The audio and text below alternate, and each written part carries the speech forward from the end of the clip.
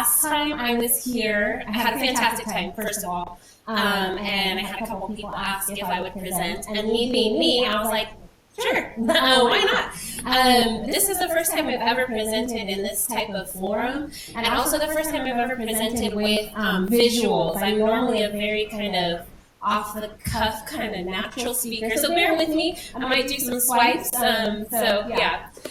anyways, my name is Heather Ciro. I am the owner of Sweet Dahlia Events. I own an event company and a catering company.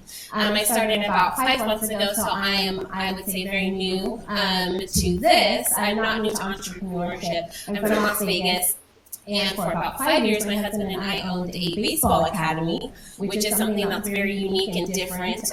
He's a very good baseball coach, and I ran the operations side of it. And so being an entrepreneur is not something that's new to me, but definitely being in this realm of catering events is a little bit new to me. So I wanted to talk to you guys today about how I came to, I guess, the decision of to start this business, why I decided to start this business, and why I again decided to jump back into entrepreneurship. And I titled this presentation, "You Only Have One Life to Live." It's very fitting, I think, for the first meeting of the new year, and kind of just how to set up your new year and kind of your goals and how you see your business, and for me, how I see my business and what I want to accomplish. So I'm approaching 40. That's not old. I just like to say that. That is not old. Thank you.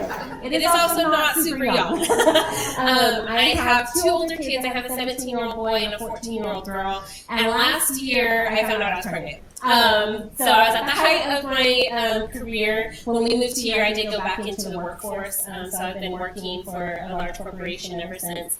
And so life change, hello. This is very shocking, very drastic, and I really had to come up with some ideas of what my future was going to look like with this new life-changing event. And something I think you do when you have drastic life changes is you tend to look back. And so that's what I did. I looked back over the last 20 years of my life. And what have I accomplished? And I have accomplished quite a bit. I've been in the restaurant industry since I was about 18, and I worked as an entry-level host. I worked as a server, a bartender, floor manager, assistant general manager, and I worked my way all the way up to senior culinary manager, which is my most current position title. That is a feat. That is something that I am very proud of, especially as a female. For whatever reason, it's just not very common for females to be in that position in the food and beverage industry. I am over mostly, I would say 99% men. A lot of them don't even speak the same language as me, and I had to work very, very hard to get that position, to earn that title. And what came with that was a great salary. With a great salary comes a lot of security. And so I have accomplished quite a bit that I am very proud of in the last 20 years of my life. What I had to do, though, was ask myself, am I actually happy? And when I looked back through my accomplishments, accolades, very happy and proud of those, but I wasn't truly, truly happy. And what I had to sacrifice to get the title and the salary was time. And if anybody knows the restaurant industry, it is grueling. It is long days. It is emotionally exhausting, physically exhausting, mentally exhausting. And so what I sacrificed was time. I sacrificed friendships. I don't have friends, mostly because I'm always at work. My work hours are crazy, and it's just really hard to have a social life when you work like that. I sacrificed sporting events with my children. I sacrificed recitals. I missed an art show in 2022 that my daughter will never let me live down. And so those are things that I had to sacrifice in order to reach what, in my mind, was a level of success. I'm going to scroll through here. So something I had to redefine was, what is success to me? And for a very long time, I always thought success was the money. And the security that comes with the money. And so as I'm reaching this drastic life change, what is success? And I had to stop and think, because now I don't know. I really don't know what success would be for me. I think that you come to a road. You can either stay on this path, which is security, predictability, you know what's going to happen, or you can go down this path, and it is completely unknown. And am I able to jump off of the corporate ladder and not even know where I'm going to fall? I don't know if I can do that. Are we going to be able to afford for me to jump off the corporate ladder and still have a roof over our heads and provide food on the table? That I don't even know. And so this was honestly several years of me deciding like what I wanted to do, but then when I found out I was pregnant, I really had to just make a decision because I ain't getting any younger, right? So I really came to that kind of fork in the road. And then I needed to decide, okay, in the next 20 years, what is going to define me? What is really going to be, okay, this is Heather Ciro? And I also didn't know the answer to that because in the restaurant industry, I had achieved what I could achieve. There was maybe I could own a restaurant one day or maybe become an operating partner for the company, but I could kind of reach maybe the limit. And so I had to really decide what's going to define me over the next 20 years. Something that I had to do was think to my funeral. For whatever reason, that's where my mind went.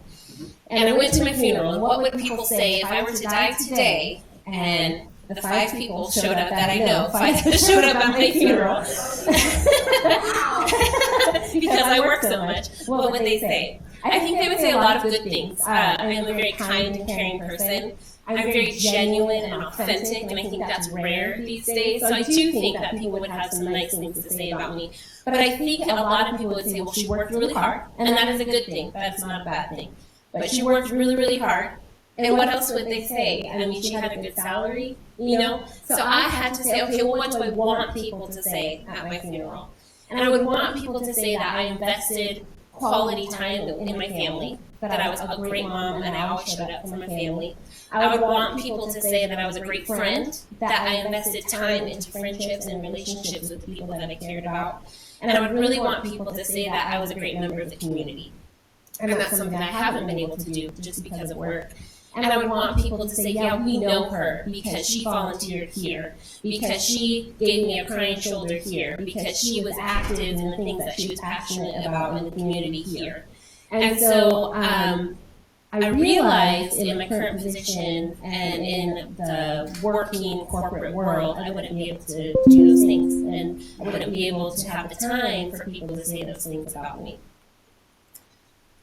So how did I get here to where I'm a senior culinary manager, I have a good salary, I have a great job, and I have a really strong work ethic? Well, I came from a middle income household. We had a decent house, decent car, built RV, went camping, took family vacations. I went to a private Christian school, had everything set up for me. My parents were very hard workers and did everything they could to provide a great life for myself and my brothers. And when I was 13, my dad was diagnosed with cancer. And it was a huge shock, not something we expected. I don't think cancer is anything anybody really expects. But especially as a child, it was extremely shocking. And what happened was he lost his job for medical reasons. This was back in like 2000. And so it was so difficult. The medical bills came piling in. My mom was the only one working, and she could not make ends meet. And what ended up happening was we lost everything. She could no longer afford the mortgage. She could no longer afford the car payments. And they were fairly secure, so things were on loan, car loan, mortgage, things like that. And so we ended up with nothing. And we ended up homeless for a time. We had to live with family. There were times when we would open the cupboards and there was no food. My mom would have to go to food banks because she couldn't afford groceries because of the other expenses. And at this time, the laws hadn't changed, but at this time, it really was she had to choose between paying for chemo treatment or paying the house. And she chose, to try to keep a tab life, and I don't fault her for that at all. But what this did for me as a child is it set up a priority for me to be financially secure at all times. And so when I became an adult, I knew that I was going to work as hard as possible so that I would never have to have that feeling again. And when you are poor or you become poor, you are very aware that in some ways you are less than other people. And that was a feeling I never wanted to have again. So I prioritized work, and I fought my way out of poverty. I was able to go to college on scholarships. I worked through college. I ended up having to drop out of high school because of our situation, and I ended up getting my high school diploma my second semester of college. So I knew that this was a priority for me, to work and to never have the feeling of insecurity again. But what this did was I achieved what I had set out to achieve, but in the end I wasn't happy and I didn't feel fulfilled, ultimately. So what am I doing about it? Well, I had to shift mental paradigms and strip away everything that I thought was important. And that is very difficult to do, especially as an adult, when you've invested so much time into something that you thought was important. And then to come to the realization that it is important, but it really isn't the most important thing. And that was very difficult for me to self-reflect on and to realize that the last 20 years were not a waste by any means. However, I could have spent my time maybe in a different way. And so what am I doing about it now? I quit my job on Monday.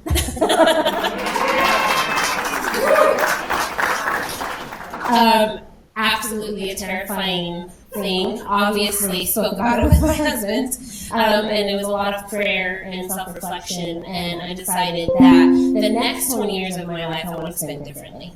And so I chose to sacrifice my salary to pursue my dreams, and I'm going to make sacrifices. And maybe I won't drive as nice of a vehicle. Maybe I won't go out to eat. I love going out to eat. Let me just say, I'm going to sacrifice that so that we have the ability for me to pursue my dreams and invest in what really matters. And what really matters to me is relationship and time. And I really want to be that person in the community that people know because I've invested my time into the community. Because it's not about us. It's not about necessarily what we're doing. It's about what we're doing as a community effort to support each other as human beings. And I think that's something that we have been lacking in society as of late. And we are all on our own journey, but we are so much better together. And I want to be able to have the time to be able to explore that. And my company is catering and events, and I have the honor of being involved in some of people's best life events. And to me, that's extremely exciting. And I'm able to build relationships through my company with my clients, and I get to be there for their wedding. I get to be there maybe for a celebration of life or for their 50th anniversary, and to me that's an honor. And I think that I could definitely be extremely happy for the next 20 years doing that. So that's why I've chosen to do that.